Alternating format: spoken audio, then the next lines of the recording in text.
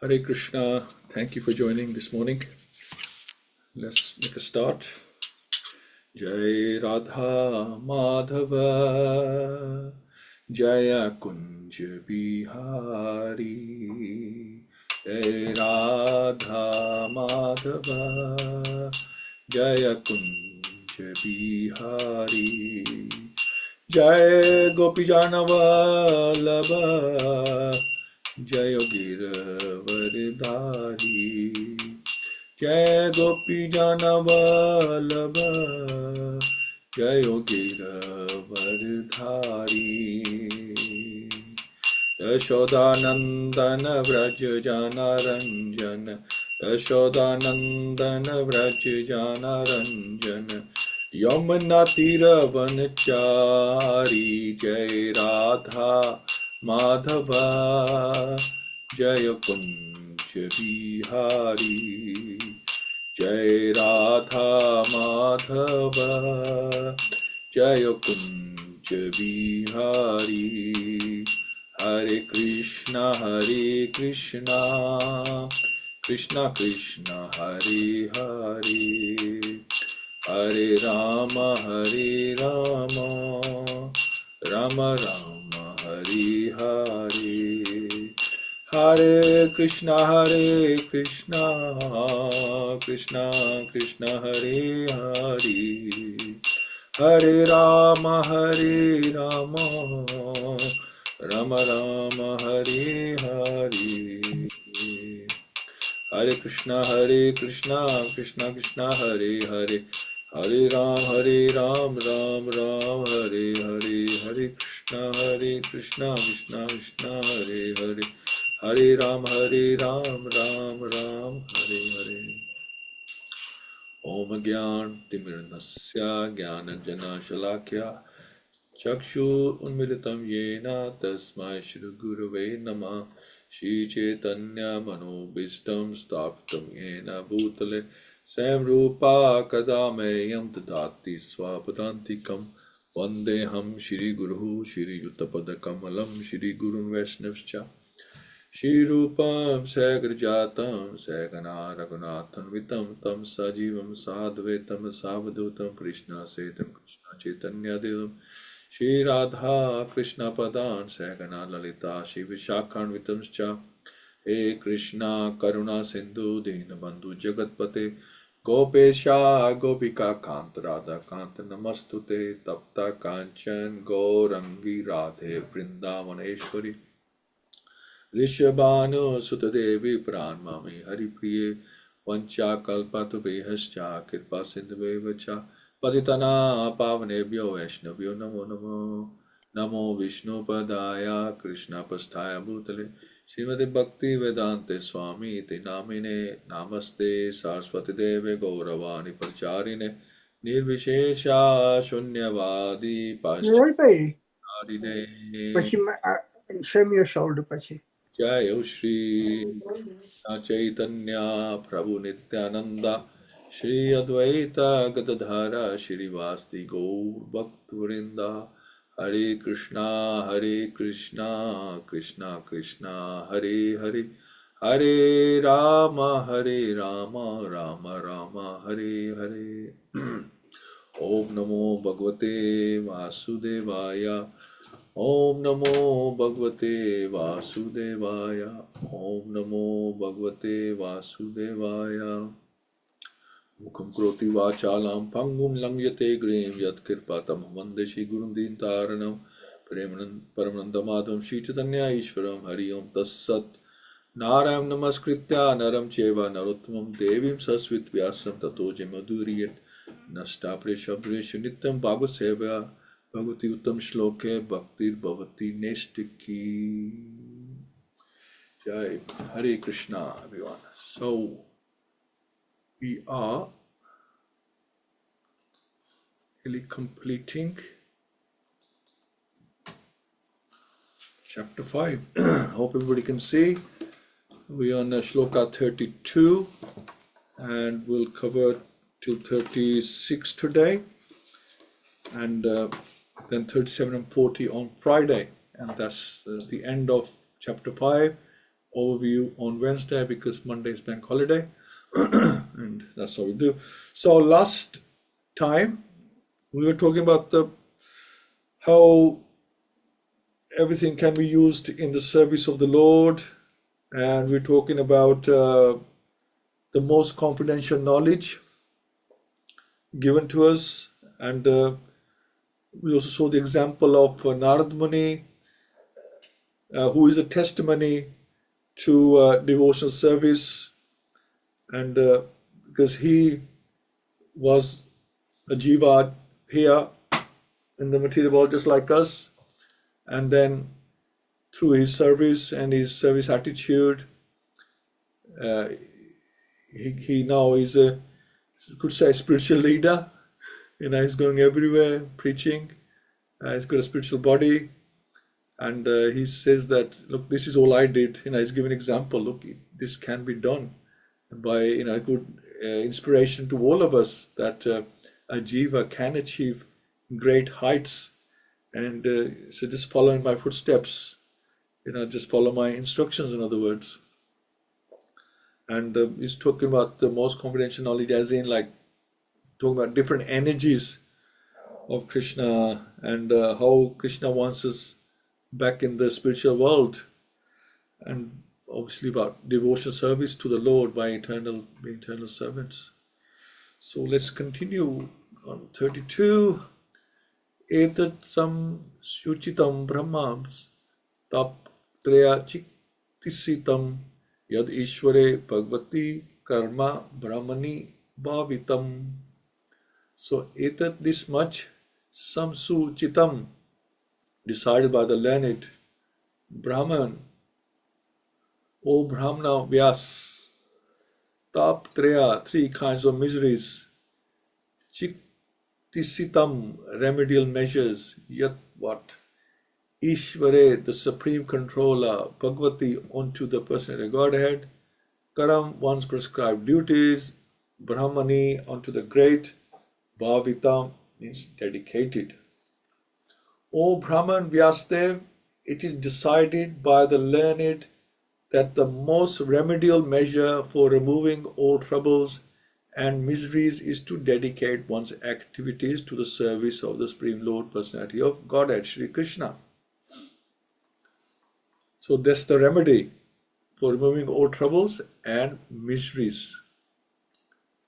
So Sri Narad Muni personally experienced that the most feasible and practical way to open the path of salvation or get relief from all miseries of life is to hear submissively the transcendental activities of the Lord from the right and bona fide sources.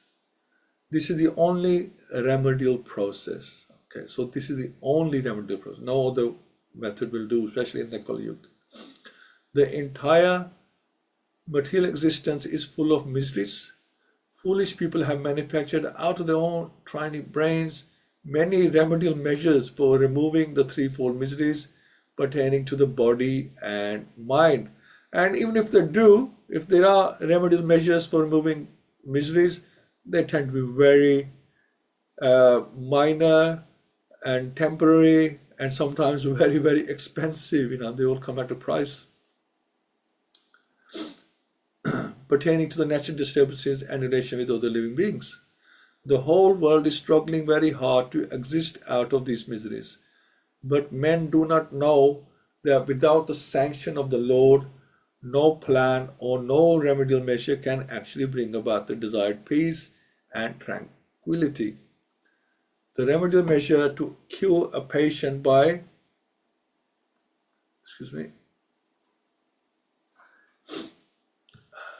lost it. The tiny measure can actually bring the desired peace. The remedial measure to cure a patient by medical treatment is useless if it is not sanctioned by the Lord. To cross the river of the ocean by a suitable boat is no remedial measure if it's not sanctioned by the Lord. We should know for certain that the Lord is the ultimate sanctioning officer, and we must therefore dedicate our attempts to the mercy of the Lord for ultimate success, or to get rid of the obstacles on the path of success. The Lord is all-pervading, all-powerful, omniscient, and omnipresent. He is the ultimate sanctioning agent of all good or bad effects. We should therefore learn to dedicate our activities onto the mercy of the Lord and accept Him either as impersonal Brahman, localized Paramatma, or the Supreme Personality Godhead. But obviously we want to accept Him as the Supreme Personality Godhead because we want to serve Him as a person. It doesn't matter what one is. One must dedicate everything in the service of the Lord. If one is learned, scholar, scientist, philosopher, poet, etc., then he should employ his learning to establish the supremacy of the Lord. So we're discussing the same thing a few days ago as well. So I'm just wondering whether I'm reading the wrong shloka, but it's the right one. But Srila Prabhupada is just explaining once again. Try to study the energy of the Lord in every sphere of life. Don't decree Him and try to become like Him or take His position simply by fragmental accumulation of knowledge. If one is an administrator, statesman, warrior, politician, etc., then one should try to establish the Lord's supremacy in statesmanship. Fight for the cause of the Lord as Sri Arjuna did. In the beginning, Sri Arjuna, the great fighter, declined to fight. But when he was convinced by the Lord that the fighting was necessary, Sri Arjuna changed his decision and fought for his cause. Now, similarly, if one is a businessman, an industrialist, an agriculturalist, etc., then one should spend his hard-earned money for the cause of the Lord. Think always that the money which is accumulated in the wealth of the Lord. Think always that the money which is accumulated in the wealth of the Lord. Wealth is considered to be the goddess of fortune, which is Lakshmi, as the Lord is Narayan, or the husband of Lakshmi. Try to engage Lakshmi in the service of Lord Narayan and be happy. Because when Lakshmi is engaged in the service of the Lord Narayan, Narayan is happy, and Lakshmi is also happy to be engaged in her husband's service. That is the way to realize the Lord in every sphere of life. The best thing is, after all, to get relief from all material activities and engage oneself completely in hearing and the transcendental pastimes of the Lord. But in case of the absence of such an opportunity, one should try to engage the service of the Lord, everything for which one has specific attraction, and that is the way of peace and prosperity. The word samsuchitam in the stanza is also significant. One should not think for a moment that the realization of Narad was a childish imagination only. So Narad Muni explaining to Vyasadeva, and Srila Prabhupada mentioned that don't think that he was just imagining all this. It is not like that. It is so realized by the expert and erudite scholars, and that is the real import of the word samsuchitam. It's interesting. So 32, and in summary, every single solution ever given is useless if it's not sanctioned by the Supreme. Everything can fail unless the Lord has sanctioned it. All our attempts should be dedicated to the Lord, whatever good or bad results. All should be seen as mercy of the Lord. Good or bad should be seen as the mercy of the Lord. Dedicate all activities to the Lord. Link everything to the mercy of Krishna. See everything as the mercy of Krishna. Krishna personally takes charge of his devotees. So if we are chanting, we are hearing, then we should have the faith and confidence that Krishna has taken charge of our lives, of our karma, and karma is there, and he will give us, there is some karma left, heaps and heaps of karma is destroyed. Whatever karma is still there, Krishna, he gives to us as and when necessary, right? He's not like just throwing it at us, like life is upside down, it's out of control. He uses it in a controlled way for our benefit, so we should come closer to him. We get anartha nivriti, so we get rid of our anartha. Sometimes we might get a bodily problem or something. Sometimes it's there to control us. We might be overdoing things. We might be overeating, or like we like spicy food or greasy food, and there might be a problem in the stomach. He's saying, Krishna, why have you given this? Well, Krishna is saying, look, don't overdo these things, otherwise you're going to suffer. And don't only eat prasad. Don't go around eating here and there. So just like one small example. So if Krishna gives you a problem, he's trying to tell you something, that stop doing this thing, what you're doing. This is your anartha, and it's not going to take you to nishta. So get rid of your anartha. And he administers our karma, he minimizes our karma. So like Srila Prabhupada explains that if you get a cut on your finger, then think that I was going to get a much bigger problem, but I've just got away with this little cut. Not that, oh Krishna, why haven't you, just think that could have been a lot worse. So I'm very fortunate to have this small problem. Okay. So it's all about the consciousness, isn't it? So how we think about things in our life, especially when you're becoming devotee. Amyo yascha bhutanam jayate yena suvarat tadeva hi amayam drivyam na punati chiksitam amiham. Diseases, yahacha, whatever, bhutanam, of the living being, jayate, become possible, yena, by the agency, suvarat, of good soul, tat, that, eva, very high, certainly. So he, certainly, amiyam, disease, dravyam, thing, na, does it not, punati, cure, chiktisitam, treated with, excuse me, O good soul, does not a thing applied therapeutically cure a disease which was caused by that very same thing? So an expert physician treats his patient with a therapeutic diet. For example, milk preparation sometimes causes disorders of the bowels, but the very same milk converted into curd and mixed with some other remedial ingredients cure such disorders. Similarly, the threefold miseries of material existence cannot be mitigated simply by material activities. Such activities have to be spiritualized. Just as by fire, iron is made red hot, and thereby the actions of fire begins. Similarly, the material conception of a thing is at once changed as soon as it is put into the service of the Lord. So service of the Lord is considered like a fire heating up a iron rod. Then the rod can be molded or shaped as required. So similarly, material conception of a thing is that once changed as soon as it's put into the fire of the service of the Lord. That is the secret of spiritual success. We should not try to lord it over the material nature, nor should we reject material things. The best way to make the best use of bad bargain is to use everything in relation with the Supreme Spiritual Being.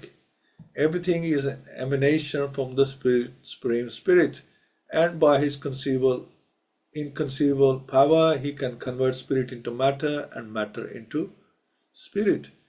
Just like prasad, we have material ingredients and it turns to spiritual prasadam, mercy. Therefore, a material thing, so-called, is at once turned into a spiritual force by the great will of the Lord. The necessary condition for such a change is to employ so-called matter in the service of the spirit. So everything we use in the Lord's service becomes spiritual. That is the way to treat our material diseases and elevate ourselves to the spiritual plane where there is no misery. So why should we elevate ourselves to spiritual plane? Because there is no misery, no lamentation, and no fear. And we all suffer from these things. We suffer from misery, we are lamenting all the time, and definitely fear of something or other. Things are happening in our lives, one thing after another. We solve one problem, another one is on the horizon or around the corner. And then why we fear? Because if you know it's his life, the one thing after another is there. This as it comes, deal with it as it comes. Simple as that. When everything is thus employed in the service of the Lord, we can experience that there is nothing except the Supreme Brahman. The Vedic mantra that everything is Brahman is thus realized by us. So that's 33. So I'll just says you're dealing with Krishna. So the law of karma is that if we cheat someone, we have to pay them 4 times as much this life or next life.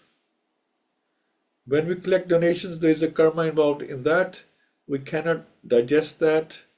So it must be first neutralized and purified first before we can use it.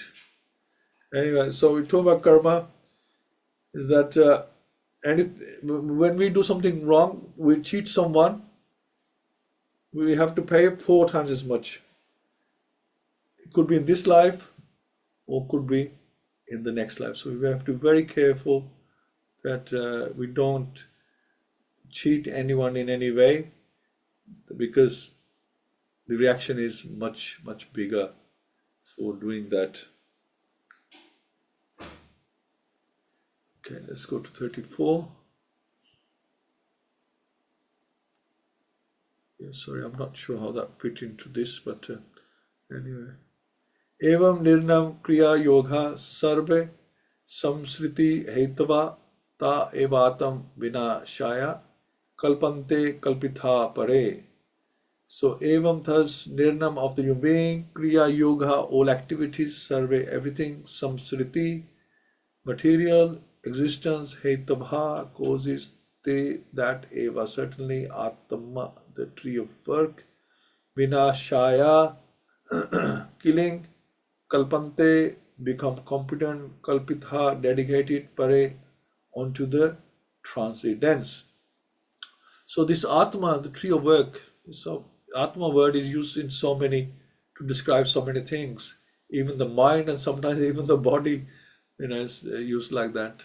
So thus, when all a man's activities are dedicated to the service of the Lord, those very activities which cause his perpetual bondage became the destroyer of the tree of work. So Srila Prabhupada explains in his purport, the fruitive work which has perpetually engaged the living being is compared to the banyan tree in the Bhagavad-Gita. For it is certainly very deeply rooted. As long as the propensity for enjoying the fruit of work is there, one has to continue the transmigration of the soul from one body or place to another according to one's nature of work. The propensity for enjoyment may be turned into the desire for serving the mission of the Lord. By doing so, one's activity changes into karma yoga. So when you connect your karma to the Lord, so whatever you're doing, you do it with the consciousness that you're doing this for the Lord, it becomes karma yoga. If you're doing it for your own senses, then it's just karma. If you're doing something for Krishna's senses, then it becomes karma yoga. Or the way by which one can attain spiritual perfection while engaging in the work for which he has natural tendency. Here the word Atma indicates the categories of all fruitive work. So Srila Prabhupada explains here. The conclusion is that when the result of all fruitive and other work is dovetailed with the service of the Lord, it will cease to generate further karma and will gradually develop into transcendental devotional service, which will not only cut off completely the root of the banyan tree of work, but will also carry the former to the lotus feet of the Lord. So far we have been talking about converting everything we do or we enjoy doing into service of the Lord and spiritualizing it. And just by doing that, we can go back home, back to Godhead. Everything should be spiritualized. The rod should be put in the hot fire of devotional service. So the summary is that one has to, first of all, seek the association of pure devotees who not only are learned in the Vedanta, but are self-realized souls and unalloyed devotees of Lord Krishna, Sri Krishna, the personality of Godhead. In that association, the neophyte devotees must render loving service physically and mentally without reservation. So with gross body and subtle body. This service attitude will induce the great souls to be more payable in bestowing their mercy, which injects the neophyte with all the transcendental qualities of the pure devotees. An example, of course, of Narada Muni. Gradually, this is developed into a strong attachment to hearing the transcendental pastimes of the Lord. So when you get transcendental qualities of the pure devotees, then you are interested in things that they're interested in, which makes him able to catch up the constitutional position of the gross and subtle bodies, and beyond them the knowledge of the pure soul and his eternal relation with the Supreme Soul, the personality of Godhead. After the relation is ascertained by establishment of the eternal relation, pure devotional service to the Lord begins gradually developing into perfect knowledge of the personality of Godhead beyond the purview of impersonal Brahman and localized Paramatma. By such Purushottam Yoga, so here is described a Purushottam Yoga, as it is stated in Bhagavad-Gita, one is made perfect even during the present corporeal existence, and one exhibits all the good qualities of the Lord to the highest percentage. Such is a gradual development by association of pure devotees. So when you have all your actions have been spiritualized, all your thoughts have been spiritualized, and your speech is spiritualized, your thinking obviously is spiritualized, and so your body and mind is all spiritual, then it's considered you are in a perfect liberated state, I guess. So one is made perfect even during the present corporeal existence. And that can just happen by association of pure devotees. So whatever you like doing, do it for the service of Krishna. Your work and your abilities, use them for Krishna, and then by that way it becomes Karma Yoga. So Narada Muni was very fortunate. He had Bhaktivedantas to help him. So he was fortunate, he had Bhaktivedantas help him. They're staying in the house. He had the association. So what do we do? Where do we get our Bhaktivedantas? Our Bhaktivedanta are our previous Acharyas. This is why we give them so much credit for our previous Acharyas.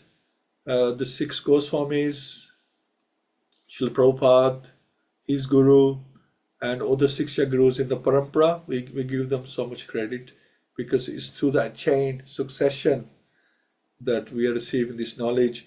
Whatever Prabhupada gave us, he took shelter of the 6 Goswamis and of his Guru, and he translated it for us in English so we could understand.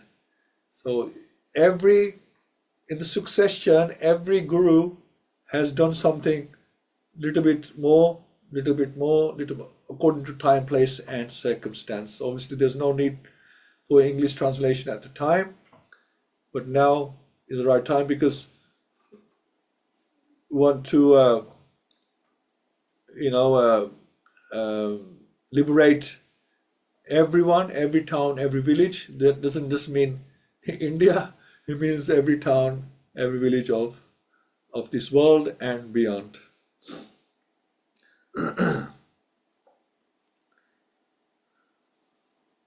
So, by serving Iskcon, we are serving Srila Prabhupada. Yatatra kriyate karma bhagavad paritoshanam Jnanam yattad adinam hi bhakti yoga samanvitam.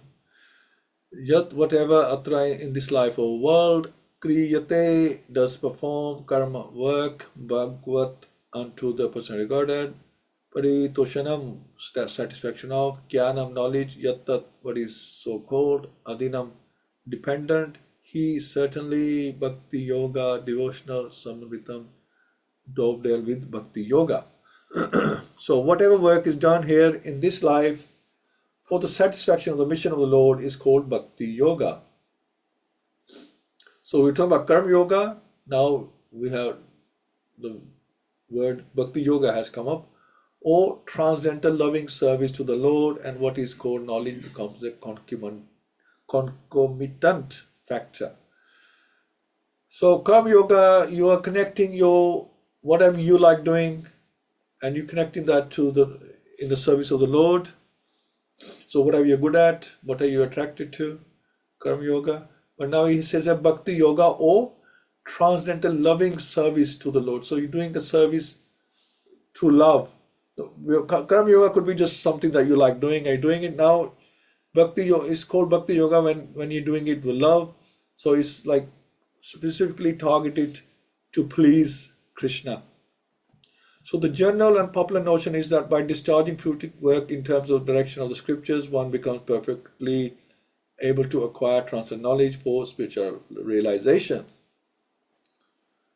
Bhakti yoga is considered by some to be another form of karma. But factually, bhakti yoga is above both karma and jnana. Bhakti yoga is independent of jnana or karma. On the other hand, jnana and karma are dependent on bhakti yoga. This kriya yoga or karma yoga, as recommended by Sri Narada Vyas, is specifically recommended because the principle is to satisfy the Lord. The Lord does not want his sons, the living beings, to suffer the threefold miseries of life. He desires that all of them come to him and live with him. But going back to Godhead means that one must purify himself from material infections. We cannot go back home, with these material infections. Like when COVID was there, they tested us here and they tested us there. Say you're going to India, you're tested here and then they retest you because they will not allow you in the country, and the other way around, coming back as well. You're not allowed if you have a material disease. So we cannot go back to Godhead with these material diseases. Maya, she tests us again and again, make sure our material diseases are clear and we are material disease free. Only then she will allow us to pass through. When work is performed, therefore, to satisfy the Lord, the performer becomes gradually purified from the material affection. This purification means attainment of spiritual knowledge. Therefore, knowledge is dependent on karma or work done on behalf of the Lord. Other knowledge being devoid of bhakti yoga or satisfaction of the Lord cannot lead one back to the kingdom of God, which means that it cannot even offer salvation. As already explained in connection with the stanza, Nesh karmiyam api achyuta bhav varjitam. The conclusion is that a devotee engaged in the unalloyed service of the Lord, specifically in hearing and chanting of his transcendental glories, becomes simultaneously spiritually enlightened by the divine grace, as confirmed in Bhagavad-Gita. And 35. So the principle is to satisfy the Lord. That's the main thing, not just satisfy ourselves by doing something. You think, will that satisfy the Lord? And most of the bhakti we know is mixed bhakti or mishra bhakti because we have our own agenda or we want to satisfy ourselves. So different bhaktis are given here. A dharma bhakti, that's the lowest stage. Goal is comfortable life. Karma mishra bhakti, that's known as shaya bhakti. Goal is heavenly planets. And Gyan Mishra Bhakti. So that was Karma Mishra Bhakti. One is Gyan Mishra Bhakti, which means it's mixed with Gyan. Shaya Bhakti, goal is Mukti, the Gyanis, obviously.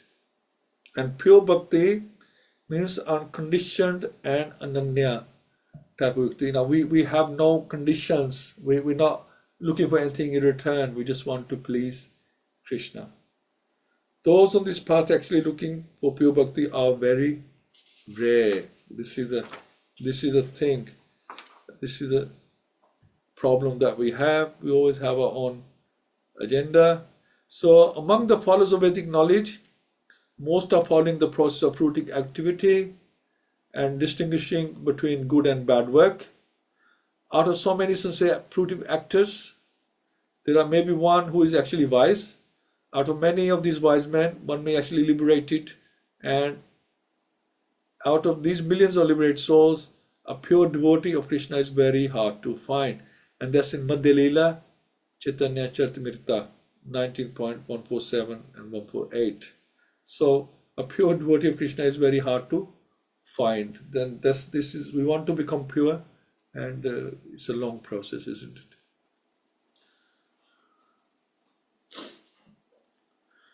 Kurvana yatra karmani bhagavad shiksha yasa akrit garananti gun namani Krishnas yanu samaranti cha. So kurvanha, while performing yatra, thereupon karmani, duties, bhagavat, the personal regarded, shikshaya, by the will of, askrit, constantly, garananti, takes on, guna, qualities, namani, names, Krishnasya, of Krishna, anu samaranti, constantly remembers cha, and. So while performing duties according to the order of Shri Krishna, the Supreme Personality of Godhead, one constantly remembers him, his names and his qualities. So while performing duties, so our consciousness should be constantly thinking of Krishna.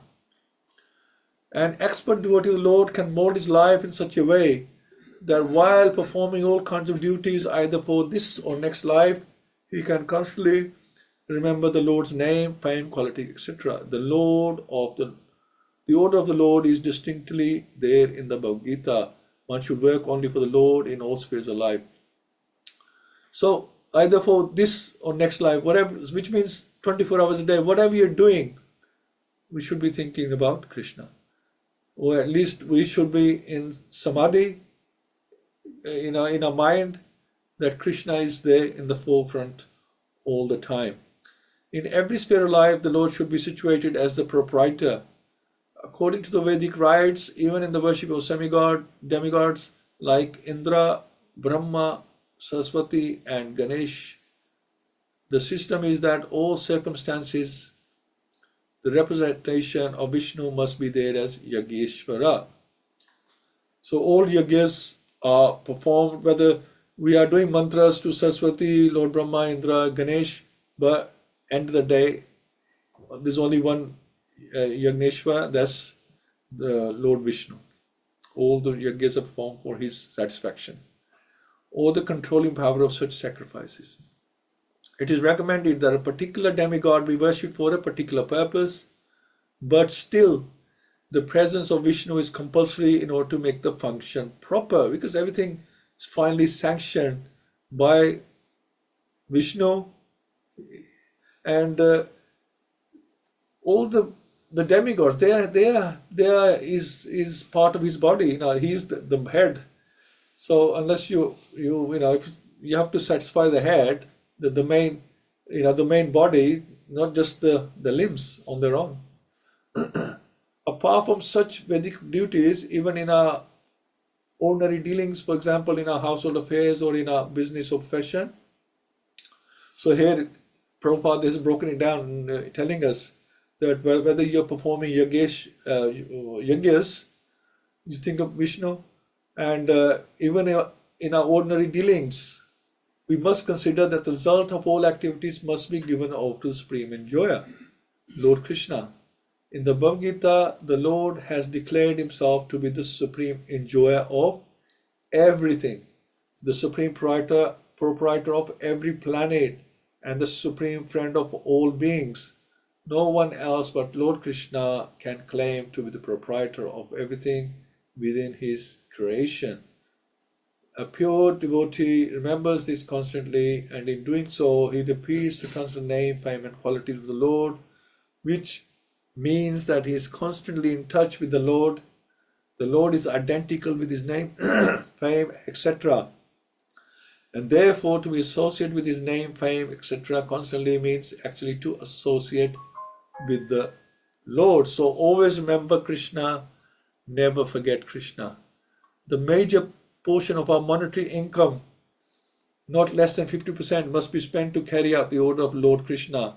Not only should we give the profit for our earning to this cause, but we must also arrange to preach this cult of devotion to others, because that is also one of the orders of the Lord. The Lord definitely says that no one is more dear to him than one who is always engaged in preaching work of the Lord's name and fame all over the world. The scientific discoveries of the material world can also be equally engaged in carrying out his order. He wants the message of the Bhagavad-Gita to be preached amongst his devotees. It may not be so done amongst those who have no credit of austerities, charity, education. Therefore, the attempt must go on to convert unwilling men to become his devotees. Lord Chaitanya has taught a very simple method in this connection. He has taught the lesson for preaching the transcendental message through singing, dancing, and refreshment. So, Harinam Sankirtan ki jai. So, singing, dancing, out on the streets, offering prasad, everybody can connect with that. He has taught the lesson for preaching the transcendental message through singing, dancing, and refreshment. As such, 50% of our income may be spent for this purpose. In this fallen age of quarrel and dissension, if only the leading and wealthy persons of society agree to spend 50% of the income in the service of the Lord, as it is taught by Lord Shri Chaitanya Mahaprabhu, there is absolute certainty of converting this hell of pandemonium to the transcendental abode of the Lord. No one will disagree to partake in a function where good singing, dancing, and refreshment are administered. Everyone will attend such a function, and everyone is sure to feel individually the transcendental presence of the Lord.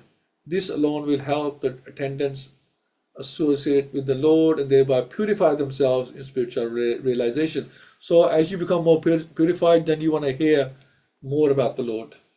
The only condition for successfully executing such spiritual activity is that they must be conducted under the guidance of a pure devotee who is completely free from all mundane desires, fruity activities, and dry speculations about the nature of the Lord. No one has to discover the nature of the Lord. It is already spoken by the Lord himself in Bhagavad-Gita, especially and in all of the other Vedic literatures. Generally, we have simply to accept them in toto and abide by the orders of the Lord. That will guide us to the path of perfection. One can remain in his own position. No one has to change his position, especially in this age of variegated difficulties. The only condition is that one must give up the habit of dry speculation aimed at becoming one with the Lord. And after giving up such lofty vanities, one may very submissively receive the order of the Lord in the Bhagavad-Gita or Bhagavatam from the lips of a bona fide devotee whose qualification is mentioned above. That will make everything successful without a doubt. So I'm just going to leave it here.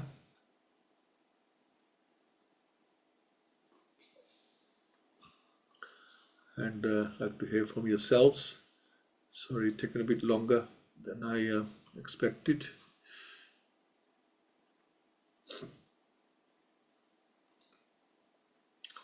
Hare Krishna, everyone. So I'd like to hear from Pundikaksh Prabhu about what we're discussing today. To your perspective, please, Prabhu. Hare Krishna, everyone. Hare Krishna. Yeah, I mean, there's so much of information in this purport, Prabhuji. Little from my what I could understand. I mean, we cannot, as explained in Bhagavad Gita, we cannot refrain from activities. We have to perform activity. We cannot, even though it causes miseries. or dissatisfaction, but still we need to carry out our activities. Activities may produce good or bad result, because ultimately the sanction is in the hands of Supreme Lord, and our activities should be focused to satisfy the Supreme Lord, Sri Krishna, and we should also have like good association of devotees. And I was reading Canto 4, and where this four Kumaras were talking to Prithu Maharaj, and said like association of devotees doesn't mean that you not to engage in the association of people who are materialistic, but even if those people are engaged in association with other materialistic people, try to uh, disconnect those people whose main motivation is only for material or sense gratification. And the main principle is to satisfy the Lord. So whatever activities you perform and whatever skills you have, utilize them to please the Lord. And again, in one of the purport, I was reading that even though if you perform good activities, it doesn't guarantee you any destination. Final destination is only in the hands of the Lord, and it is His decision finally, and how much the Lord is pleased with our service. That's all. Thank you so much. Yeah, absolutely. So all our activities and the fruits of our activities should be used in the service of the Lord, and we should spiritualize all activities. Kiran Prabhu, Hare Krishna. Hare Krishna, everybody. So much in a few verses, and it's very clear that all our lives we've been focused on meeting our own particular physical and emotional needs. It's very simple. To go back to Godhead, we just need to change things around. All services, everything that we do, all our attitudes, all our behaviors, all our activities should be in the service of divinity. And you think, wow, this is no rocket science. This is simple. Because as selfish human beings, we've directed all our efforts and our energies into servicing our own needs. Our needs will only meet our own particular needs. However, the service of the divine will meet the needs of humanity and the bigger goal. And it's very clear that the remedy is clearly specified. Focus your activities and your journey, your behavior, attitude, your cognition, everything towards God. Take away that me, myself, and I towards others and God will receive you with open arms. There's a little section there which says to cross the ocean, you require a suitable boat. You can't cross the ocean in a dinghy. And therefore, we've been given the Bhagavatam and the Gita and the CC. These are the right forms of transport in this sea of material illusion. This will help us to cross this ocean of samsara. Everything should be done for his benefit and for him and him alone. spiritualize everything, so that we do it, that everything that we do is for him and him alone. We see the banyan tree in front of us. It looks real, but when you look at the image in the water, that is the illusion. But we need to look at how we get out of that illusion. The illusion is remedied by the wisdom that we get from those literature that I've cited, the association, the chanting, the reading of the appropriate literature. And even Srila Prabhupada, he got his wisdom from the Acharyas, the 6 Goswamis. And therefore our foundations, the foundations of any building, right, its strength is what's under the surface. And those foundations, like any building or any iceberg, all you see is the tip. Underneath it, a massive piece of structure.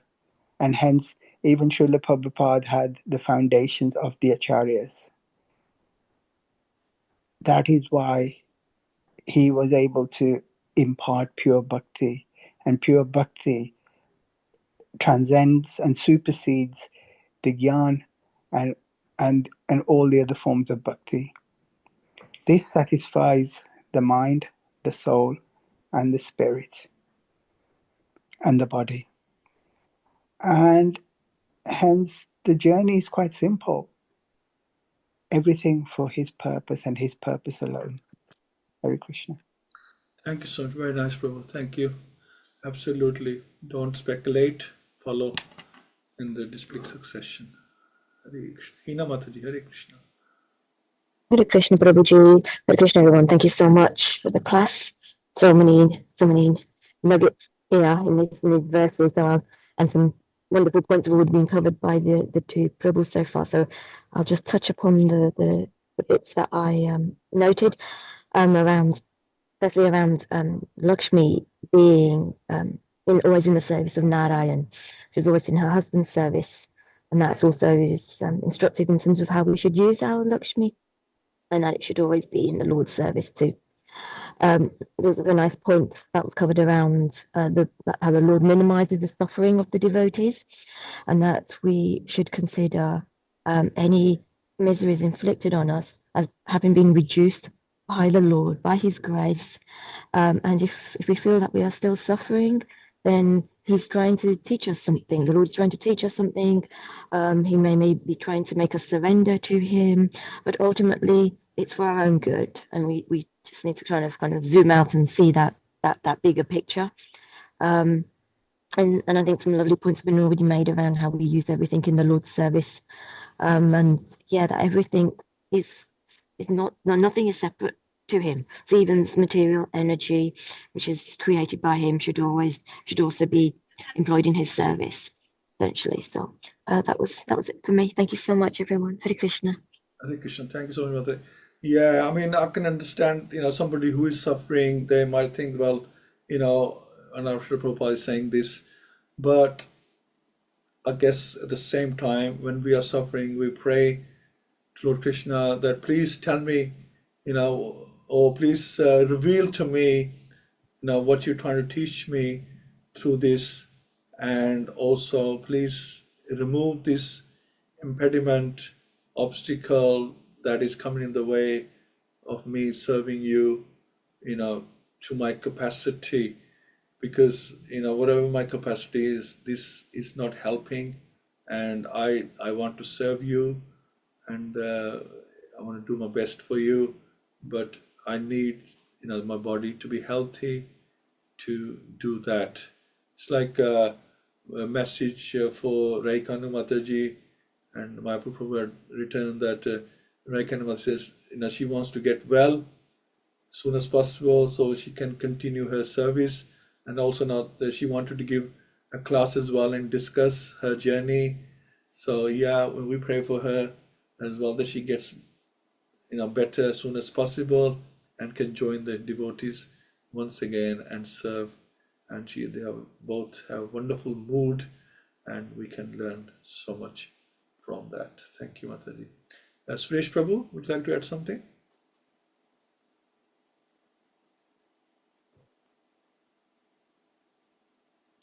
Okay, Suresh Prabhu is sometimes driving. Told me that if he's not able to respond, that's fine. Okay, so Pri Mataji is listening only today, and I think Radharani is also listening only today. So we will finish here, and we'll catch up and finalize this on Friday. So thank you once again. Hari Hari Bol, Śrīmad Bhāgavatam ki jai, Srila Prabhupada ki jai. Go Prem Nande, Hari Hari Bol, jai. Hare Krishna. Hari